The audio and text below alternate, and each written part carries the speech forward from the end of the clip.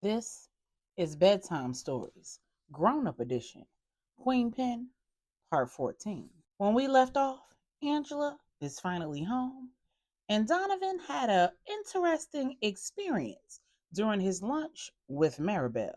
When he got home, he had a visitor.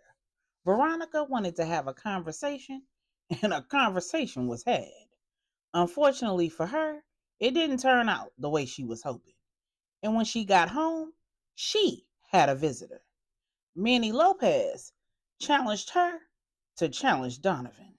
The Queen Mother and Pops Andy gave Manny the green light to give Donovan the Job experience. The only caveat is that he can test him, but he can't touch him.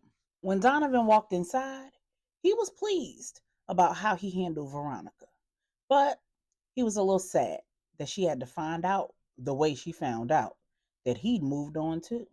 What he didn't know was that Angela and Maribel were watching from the window. They saw and heard it all. He went into his apartment, showered, threw on some sweats and a tank top, and then headed upstairs to find his brother. He needed to tell him what just happened to him and pick his brain. He found Q in the study. Unfortunately, he wasn't alone. There was Angela and Maribel. Angela couldn't make eye contact with him, and Maribel just smirked. Q said, "What up, D?" Donovan didn't even respond. He just stared at Maribel. Then he told Angela and Q, "Can I have a minute with Dr. Lopez?" Q and Angela stood up, walked out, and gave them the room. Donovan said, "I don't know what you on. If this is just a game, say that. Like you said, I like to play. I play all day. But what you did, that ain't playing. At least, it ain't playing fair." Maribel said, "Why isn't it fair?" "Because you didn't get to make the rules. I had home court advantage. So I played it how I saw it. If every sentence out of your mouth is about sex, this is absolutely a game. And if all you want is orgasms, I can help you with that. Want me to show you again?" She reached for his neck and he ducked her like she was throwing a jab. He grabbed her arm and twisted it around her body, grabbed her other arm and crossed it over the other one, and then bent her over the desk. With Maribel face down, butt up, Donovan placed his hands between her cheeks. Then he asked, "Tell me what you feel." Maribel said, "I'm sorry, but I don't feel anything." Donovan chuckled and said, "Don't be sorry. Be careful." Then he grinded for a couple of moments and said, "Tell me what you feel now." Maribel said, "I don't understand. I don't feel anything, Donovan." Donovan said, "I win." Then he stood her up and turned her around, took a step back, and watched as she adjusted herself. Then he said, "I worked really hard to be able to do that. I had to learn how to control myself. And I started with learning how to control him. I made some really bad choices when I was unmedicated. And I still made bad choices, even with the medication on board, because I didn't know how to control him. And I kept letting him control me. So imagine how I felt when I was out of control today. I felt violated and humiliated. I was raised by a woman who hates manipulation. She's taught us that manipulation is witchcraft, and witchcraft is of the devil. Now, what you did today felt like magic, but that was witchcraft because you took away my ability to control myself." Maribel said, "You're right, and I'm sorry." "I apologize, Donovan." Donovan said, "Let me finish. You already know my diagnosis, so you know what comes with that. I've got a lot of experience, a mean stroke game, and a tongue that'll have you searching for me in the daytime with a flashlight. But I've learned to use my skill set for good and not for evil. When I found out that I had a son on the way with a woman that I didn't even know her name, I knew it was time for some things to change. When I tried to improve the state of affairs, I made everything worse. In an effort to get to know the mother of my son, I double dipped and hurt the mother of my daughter. The uglier truth is that I tried to get her back, but only after I finished getting my nut. Maribel looked at him, disgusted, and he said, I know. I was selfish as hell, and neither one of them deserved what I did. The only saving grace is that I wasn't toxic enough to blame either one of them. I did everything in my power to make things right. And in the end, my daughter's mother, Veronica, played with my love for her and my remorse because she knew she could. And yes, I know I deserved it. But what nobody else knows, because I wanted to protect her and I didn't want anybody to judge her if we did get back together, is that she became emotionally abusive. Maribel looked concerned and skeptical. Donovan said, multiple nights per week, when my children were born, I went to her house to participate in parenting my daughter. And I took my son with me so that I wouldn't miss any time with him either. I'd bring food, I'd clean her house, I'd take care of the kids so she could shower, take a nap, have time to herself. When I was ready to head home, she'd ask me to stay. She'd convince me to lay down with her, ask me to hold her, and as much as it hurt me to do so, I'd agree. She'd rub that thing on me, get me all rock hard and ready, and then shut me down, curse me out, accuse me of sleeping with a gang of women, and put me out in the middle of the night with my son. And I took it. I let it go. I'd come back a few nights later, and we'd do it all over again. Sometimes she'd even let me get as far as pleasuring her, then flip out, put me out, and we'd start all over again at one. Then Maribel said, that's cruel. Donovan said, and it's okay. Because one day I got hip to it. I realized that a lack of sexual control is how I got in that situation in the first place. And the only way I was going to get out of the situation I was in was by learning to control myself. I continued parenting with her the same way I had been because I was committed to it. But I stopped spending the night until it was easy to tell her no. Then I started accepting her invitations to stay the night again and slept in the guest room until it was easy to tell her no about sleeping in the bed.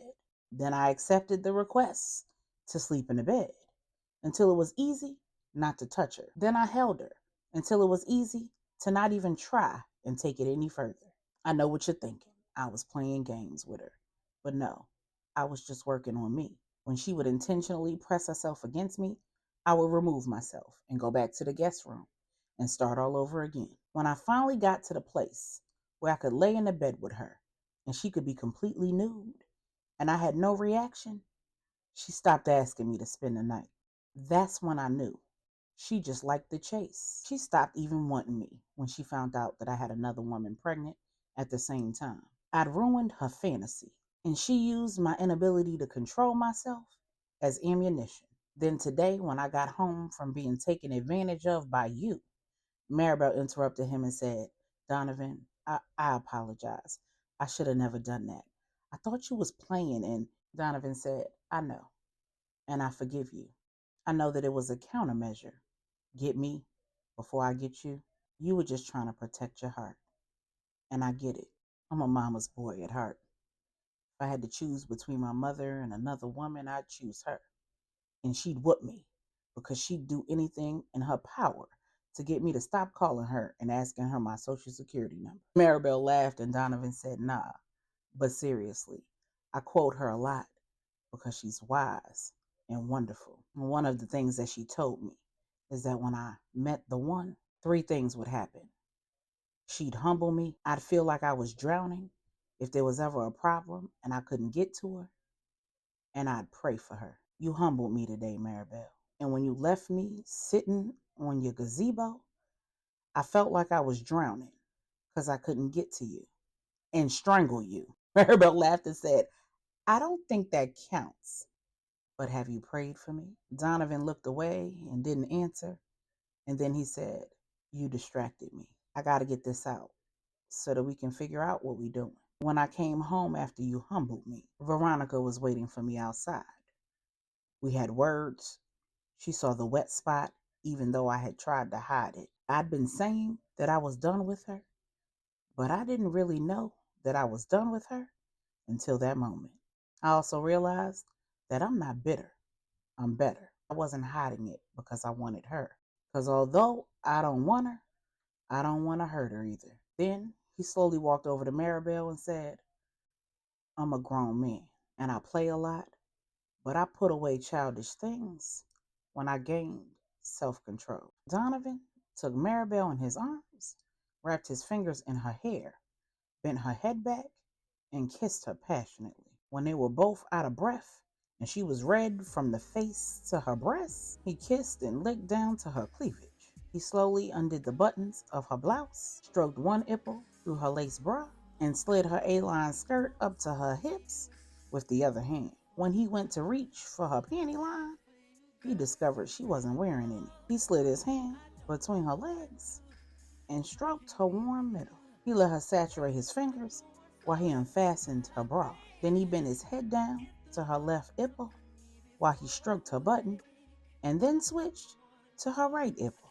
He sucked on her neck gently while caressing her full bottom with his left hand and continuing to stroke her button with the right. When he knew that she had a perfectly placed hickey on her neck, he moved to another spot and repeated the process. In a matter of moments, Maribel's neck and chest was covered in hickeys, and she was about to explode from manual stimulation. Donovan stopped, looked at her, and said, You got it from here, or you need my help.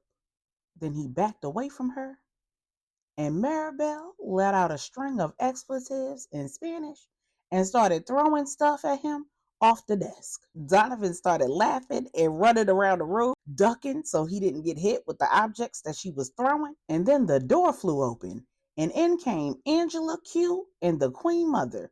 And there was Maribel, shirt wide open, skirt hiked up, breast and butt all out. Then Donovan ran over to her, pulled her behind him, but it was way too late.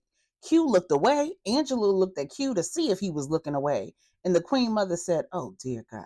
The three of them walked back out the door. The Queen Mother opened it again, reached her hand in, turned the lock on the inside, and closed the door behind them. Maribel leaned her head on Donovan's back and said, I guess we're even, huh? Donovan said, Nah, I owe you a nut. She slid her arms around him and stroked him through his sweatpants. Then she slid her hand in his boxer briefs and tried to surreptitiously measure what he was working with using her pinky. Donovan said, It's about 9.5 inches on a bad day, 10.5 on a day like this. I'm on whatever you on, sunshine. But I ain't got no more heartbreaks in me.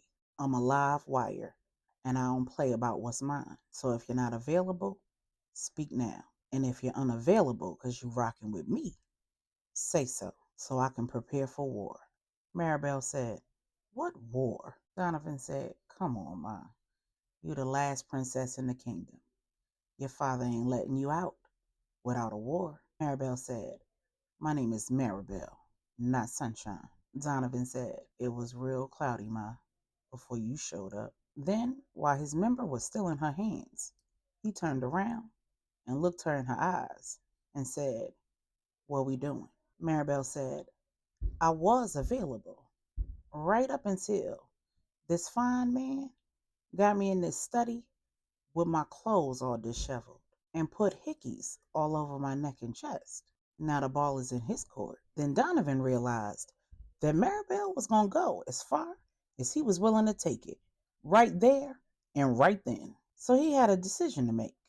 He could take her out of her clothes and take her down, or prove that he was the man he proclaimed himself to be, and wait until he had her father's blessing. He closed his eyes and prayed.